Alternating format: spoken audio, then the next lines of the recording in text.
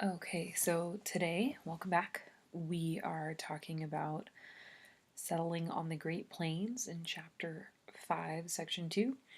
And yesterday we looked at kind of how the Native Americans were forced off their land, forced onto reservations. Some people have used the term genocide, right, and clearing out families and killing people who really didn't have a defense or any weapons to protect themselves. It wasn't like army to army yesterday, right? It was the US Army going in and clearing and pushing people off of their land. So, sad day yesterday, right? And different ways of doing that. Just to recap, right, we looked at kind of the strategy of killing the buffalo. If you take the food supply away, then people are sort of forced into submission that way as well.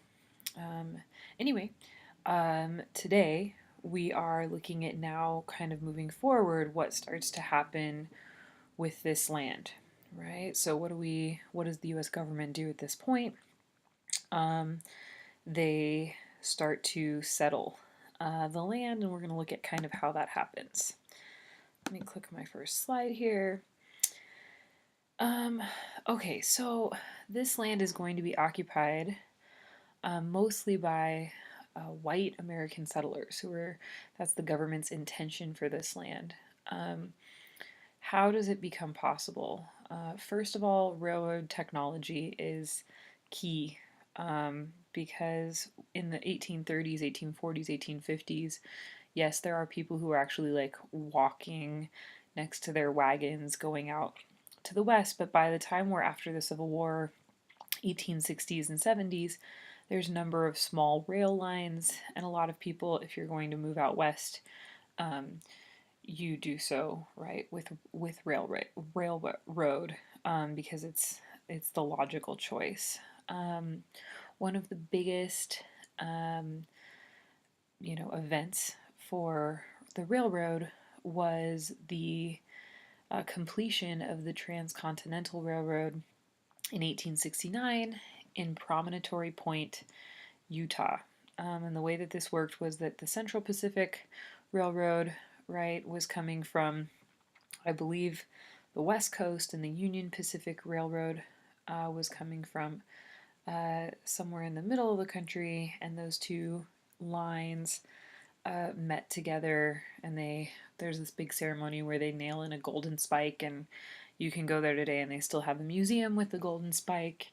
It's all very exciting. And so this though was very symbolic for a number of reasons. It connected the East and the West Coast, which has a big statement sort of after the Civil War to be doing something that really unifies the country. Also economically, to connect kind of the what will be the farms out in the West with all of the people who need to eat in these growing cities in the East. And we'll talk about those cities just in our next chapter, actually. Those are coming up quick, but really there's like this economic lifeline that's connecting these two communities, and that is the railroad. The railroad is what is going to make the farmland valuable, because even if you have a wonderful farm and you grow a bunch of food or you raise a bunch of cows, um, if you have nowhere to sell that stuff, right, or no way to sell that stuff, then your farm is worthless, right? So the railroad is really important for farmers because it connects them back to the cities, and that's really key. So the railroad's really important. We'll take a moment and watch the Brain Pop railroad video at this point. We can pause here. Okay, and next is the government support for settlement. So after this land had been mostly cleared by the U.S. military, the government passed a bill called the Homestead Act, and this basically turned it into law that every American family moving out west, if they were willing to farm it, the government would give them 160 acres. And so this was a huge push for families to move out into the West. A ton of families take the government up on this. Close to 600,000 families move west. So this is a big, this is like a big migration, right, of people leaving and heading west. And after the Civil War, there was a lot of people looking to restart, um, especially the Exodusters. These were freedmen or former slaves who were moving out to the west to farm. And that Exodusters, if you're like, gosh, that's such a weird um, name, that's a biblical reference, right? The story of Exodus, and people in that story were led out of Egypt, right? In the Exodus, right? They are exiting. And in this case, there's newly freed men who are like leaving the South and leaving that kind of that past behind them. And so that's where it's a vocabulary word, but that's where it comes from. Um, so many people move out that basically by around 1890, um, there's like I forget the author, I forget his name, but anyway, he kind of announces that like this is really the closing of the American frontier between the settlers and the railroads, and even big things that had been passed, like big national parks that are starting to take shape.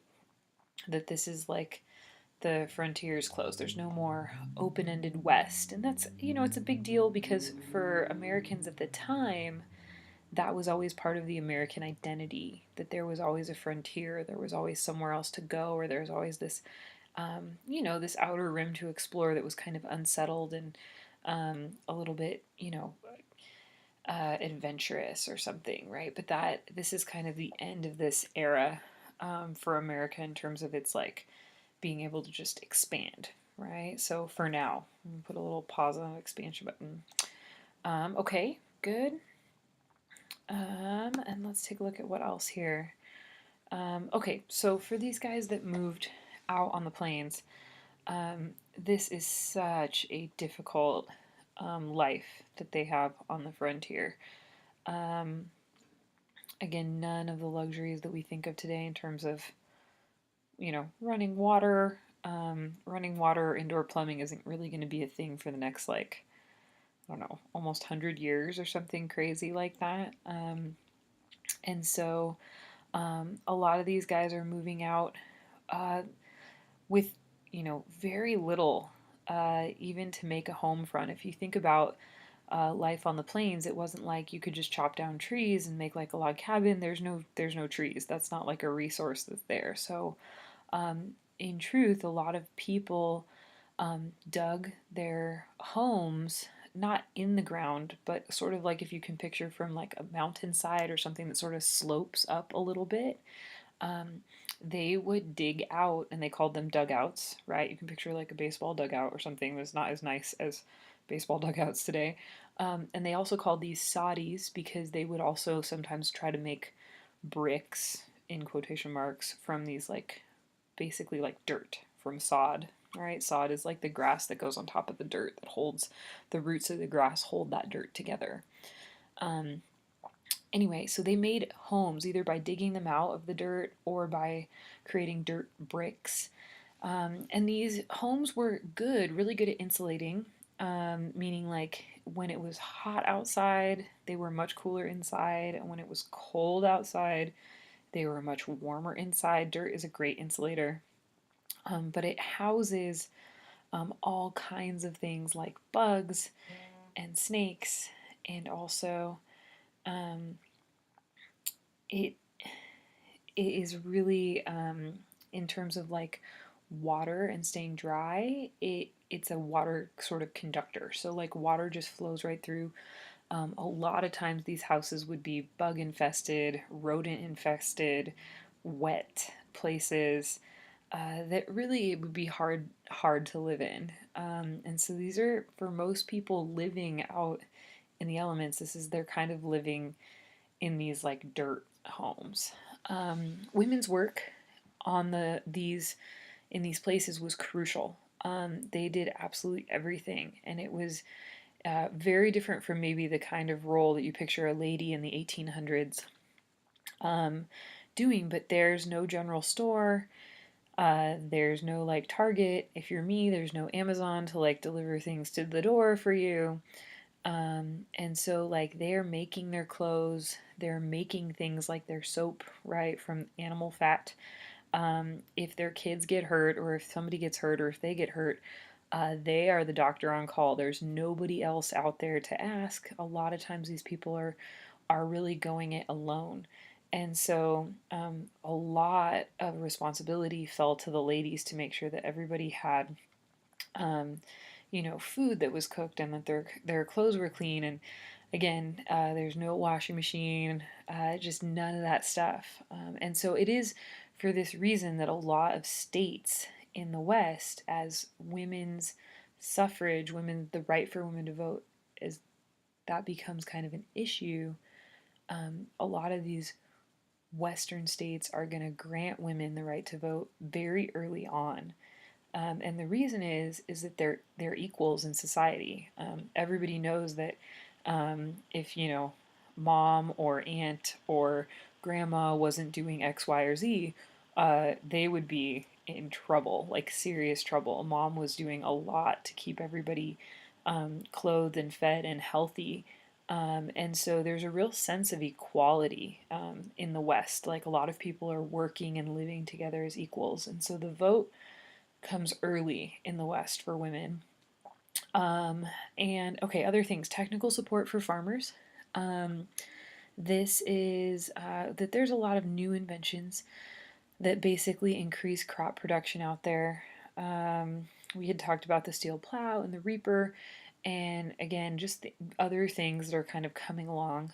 The government supports this a little bit with the Morrill Act, in which they provide money to help study crop science, especially fertilizers and things like that that are going to help farmers to get more from the land that they have.